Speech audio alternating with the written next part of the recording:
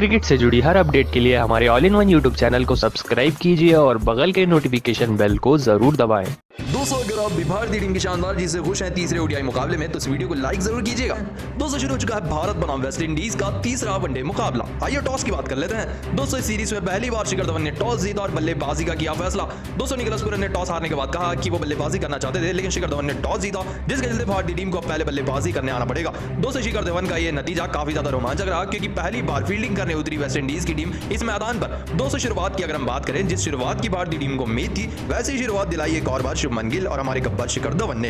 दोनों ने मिलकर मैदान पर आग लगा दी और 100 रनों की बेहतरीन साझेदारी निभाई, जिसमें सबसे पहले अर्धशतक हमारे गब्बर शिखर धवन ने लगाया और एक कप्तानी पारी खेली इस मैदान पर। दोस्तों, उनको देख शुभमन गिल भी तूफानी लय में आ गए। सिंगल, डबल और चौकों की बदौलत शुभमन गिल ने भी अपना तूफानी अर्धशतक पूरा किया। दोस्तों, आप सभी को बता दें, बेहतरीन बल्लेबाजी हो रही थी दोनों के बीच। 100 रन की साझेदारी भी हो चुकी थी। दोनों ही बल्लेबाज ऐसा लग रहा था कि सेट हो चुके हैं और अब एक बड़ी टोटल की तरफ बढ़ रही है भारतीय टीम। लेकिन तभी हो गया खेल। एडन वॉश की इस गेंद पर हवा में इस तरीके से शॉट खेल बैठे गब्बर धवन, बल्ले का एज लेकर पूरन की दस्तानों में जाकर गिरी गेंद इस तरीके से, जिस गलत इस मुकाबले में पहली विकेट गिरी गब्बर धवन के रूप में। 58 रन बनाकर 74 गेंदों का सामना करते हुए गब्बर शिखर धवन एडन वॉश की गेंद पर पूरन को अपनी कैच से बैठे और एक बेहतरीन पारी खेलकर आउट हुए। 115 रन पर पहली विकेट गिरी ही थी भारतीय टीम की। ठीक उसके बाद बारिश आ गया। दोस्तों, बारिश के कारण 24वें ओवर में इस मुकाबले को रुकाना पड़ा और भारतीय टीम की पारी को मैदान पर रोकना पड़ा। दोस्तों, बारिश काफी देर तक आई। बारिश से पहले भारतीय टीम का स्कोर हो चुका था 225 रन, 3 विकेट। 58 रन पर नाबाद थे हमारे शुभमन गिल। बारिश काफी ज्यादा देर तक आई, जिसके चलते सबसे बड़ा फैसला लिया गया मैदान पर। भारतीय टीम की पारी को डिक्लेयर करना पड़ा 36वें ओवर में ही और भारतीय टीम का स्कोर हो चुका था 225 रन, जिसके चलते 58 रन पर ही रह गए हमारे शुभमन गिल। जी हां दोस्तों, अपना शतक सिर्फ 2 रन से चूक गए, वो भी बिना आउट हुए शुभमन गिल, और मात्र 2 रन से दूर रह गए अपने शतक से। काफी खराब किस्मत रही आज शुभमन गिल की। वो अपने बेहतरीन शतक से सिर्फ 2 रनों से चूक गए बारिश के कारण। दोस्तों, भारतीय टीम की पारी डिक्लेयर होने के बाद टारगेट दिया गया वेस्ट इंडीज को 257 रन का। जी हां दोस्तों, 35 ओवर में वेस्ट इंडीज को अब जीत के लिए लगाने हैं 257 रन। ऐसे में इतने टारगेट का पीछा करने उतरी वेस्ट इंडीज की टीम। दोस्तों, शुरुआत हद से ज्यादा खराब मिली वेस्ट इंडीज को। सिराज की इस गेंद पर तूफानी बल्लेबाज काइल मेयर चारों खाने चित हो गए और बोल्ड होकर रह गए। आते ही 0 रन बनाकर एक गेंद का सामना करते हुए सिराज के हाथों बुरी तरह से बोल्ड हो गए मेयर्स। दोस्तों, इनके बाद शिमरू ब्रूक्स आए बल्लेबाजी करने के लिए पहले सलामी बल्लेबाज शाही होप के साथ। आते ही ये भी सिराज की इस गेंद को पढ़ नहीं पाए और एलबीडब्ल्यू आउट हो गए। इन्होंने रिव्यू भी नहीं लिया। 0 रन बनाकर 2 गेंदों का सामना करते सिराज के एक ही ओवर में आउट हुए ब्रूक्स। इसी के साथ एक ही ओवर में सिराज ने 2 बड़े झटके दिए वेस्ट इंडीज की टीम को।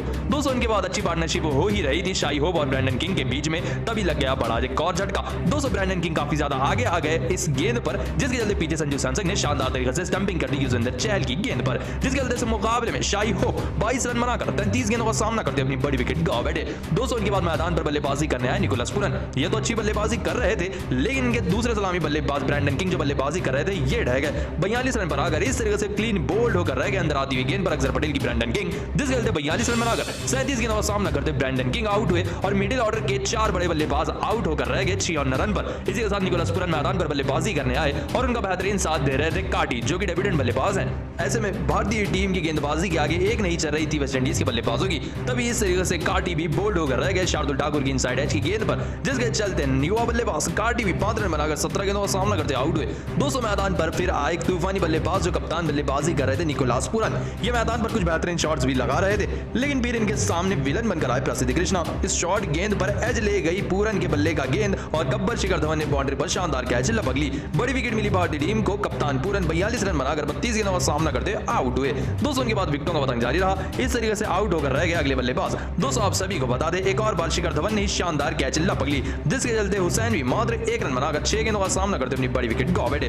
दोस्तों, इनके बाद इस तरीके से अगली विकेट गिरी युजवेंद्र चहल की गेंद पर। स्वीप शॉट खेलने की चक्कर में फील्डर के हाथ में सीधा मार बैठे गेंद, जिसके चलते कीमो पोल भी 0 रन बनाकर 4 गेंदों का सामना करते अपनी बड़ी विकेट गंवा बैठे। दोस्तों, उनके बाद हेडन वॉच भी 10 रन बनाकर चहल की गेंद पर धवन को कैच से बैठे और 8 रन बनाकर आउट हो गए। दोस्तों, सिवाय होल्डर के कोई भी मैदान पर टिक नहीं पाया वेस्ट इंडीज के, जिसके चलते भारतीय टीम को शानदार जीत मिली। जी हां दोस्तों, भारतीय टीम ने तीसरा ओडीआई मुकाबला भी जीत लिया है। इसी के साथ भारतीय टीम ने सीरीज को 3 और 0 से जीत लिया है। दोस्तों, आप भारतीय टीम की जीत को 10 में से कितने नंबर देंगे, इसका जवाब हमें कमेंट में एक बार जरूर बताएं। दोस्तों, भारत बनाम वेस्ट इंडीज के बीच में इस सीरीज का आखिरी ओडीआई मुकाबला शुरू होने वाला है। दोस्तों, भारत बनाम वेस्ट वेस्टइंडीज का तीसरा ओडीआई मुकाबला शानदार तरीके से शुरू होगा।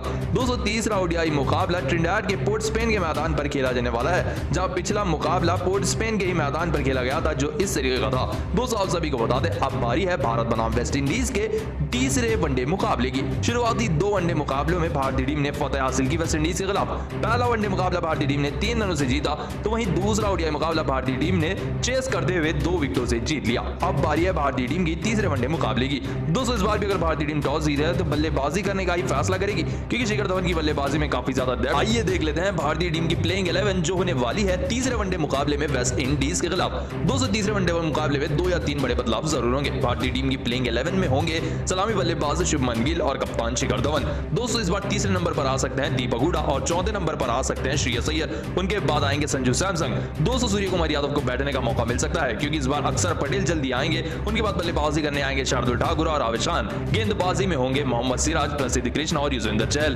दोस्तों पिछले 2 मुकाबले से सूर्य कुमार यादव का परफॉर्मेंस उतना कुछ बेहतरीन नहीं रहा है, जिसके चलते उन्हें बैठने का भी मौका मिल सकता है, क्योंकि भारतीय टीम अपने गेंदबाजों का कॉम्बिनेशन ट्राई करने वाली है, जैसे कि आवेश खान और प्रसिद्ध कृष्णा, मोहम्मद सिराज और आवेश खान और शार्दुल ठाकुर। ऐसे में भारतीय टीम इन गेंदबाजों के बदलाव के साथ तीसरे वनडे मुकाबले में उतरने वाली है ट्रिनिडाद के मैदान पर वेस्ट इंडीज के खिलाफ। दोस्तों आपको क्या लगता है, क्या भारतीय टीम तीसरा वनडे मुकाबला अपने नाम कर पाएगी या नहीं? इसका जवाब हमें कमेंट में एक बार जरूर बताते हुए जाएं। दोस्तों भारत बनाम वेस्टइंडीज के बीच में दूसरा ओडीआई तो समाप्त हो चुका है, लेकिन इसी मुकाबले में एक ऐसा पल आया जहां 99% जीता हुआ मुकाबला वेस्टइंडीज की टीम हार गई।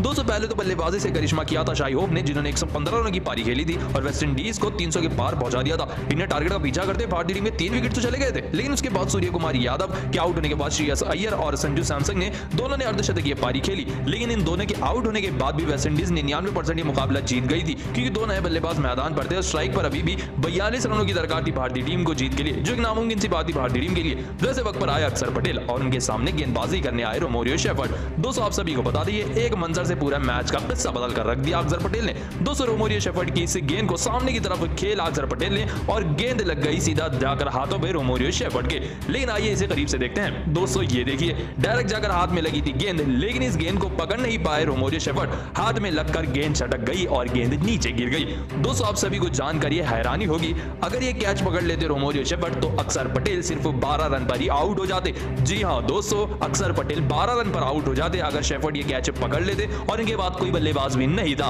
ये एक गलती भारतीय टीम को इतनी भारी पड़ी, तूफानी बल्लेबाजी कर वेस्टइंडीज को खून के आंसू रुलाए अक्षर पटेल ने।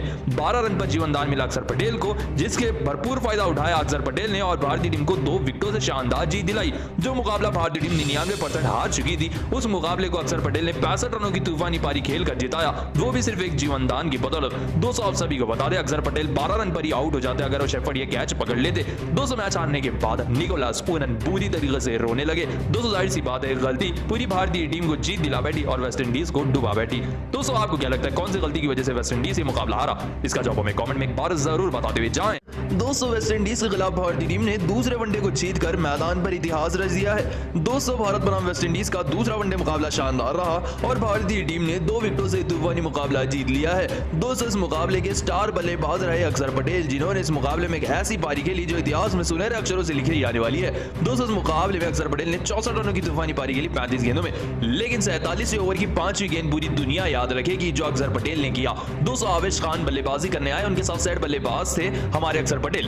दोस्तों 47 ओवर की 5वीं गेंद जैसे ही खेली आवेश खान ने स्ट्राइक पर तो टच कर वो सिंगल लेने के लिए दौड़ पड़े, लेकिन उधर से हाथ दिखाकर आधी क्रीज से वापस भिजाया अक्षर पटेल ने, जिसके ऊपर बुरी तरीके से इस तरीके से भड़कने लगे आवेश खान। दोस्तों आवेश खान सिंगल लेना चाहते थे, लेकिन अक्षर पटेल ने मना किया, आधी क्रीज से वापस भिजाया, क्योंकि अगर रनआउट भी हो जाते आवेश खान तो बड़ी बात नहीं थी, क्योंकि सेट बल्लेबाज से अक्षर पटेल ने इसीलिए उन्हें वापस भिजाया क्योंकि वो ओवर की आखिरी गेंद थी। अगर वो आखिरी गेंद पर सिंगल लेते तो वापस आवेश खान स्ट्राइक पर आ जाते और अक्षर पटेल नॉन स्ट्राइकर पर आ जाते।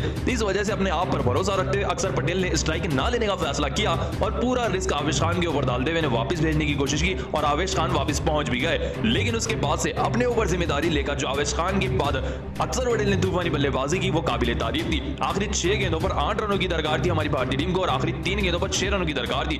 छक्का लगाकर अक्षर पटेल ने इतिहास रचते हुए भारतीय टीम को जीत दिलाई। 2 विकेटों से भारतीय टीम ने ओवर की 34वीं गेंद पर यह मुकाबला जीता, 2 गेंदें बाकी रहते हुए। आखिरी ओवर आज से ज्यादा रोमांचक था। आखिरी ओवर बेहतरीन था। दोस्तों आपको क्या लगता है, क्या सिराज एक बेहतरीन गेंदबाज बन सकते हैं या नहीं? इसका जवाब हमें कमेंट में एक बार जरूर बता दें। दोस्तों अक्षर पटेल की आज की दूसरे ओडीआई की इनिंग ने तहलका मचा कर रख दिया है। दोस्तों भारतीय टीम ने 212 रन चेस कर लिए हैं वेस्ट इंडीज के खिलाफ। दोस्तों दूसरे वनडे मुकाबले में पहली इनिंग में 311 रन लगाए थे वेस्ट इंडीज ने। इतने टारगेट का पीछा करते हुए 3 गेंदों पर 6 रनों की दरकार थी। अक्षर पटेल ने अगली ही गेंद पर यह छक्का लगाकर वेस्ट इंडीज के रोंगटे खड़े कर दिए। दोस्तों मैच हारने के बाद वेस्ट इंडीज के सभी खिलाड़ी रोते हुए नजर आए। सबसे पहले ये गेंदबाज से काइल मेयर्स जो रो रहे थे, उसके बाद निकोलस पूरन तो अपने चेहरे को ढककर रोने लगे बीच मैदान पर। तो वहीं रोमन पोवेल ने उनके टीममेट आईपीएल के अक्षर पटेल को धन्यवाद किया इस मुकाबले के लिए। तो वहीं दूसरे खिलाड़ी जैसे कि शिमरो ब्रूक्स, शाई हेब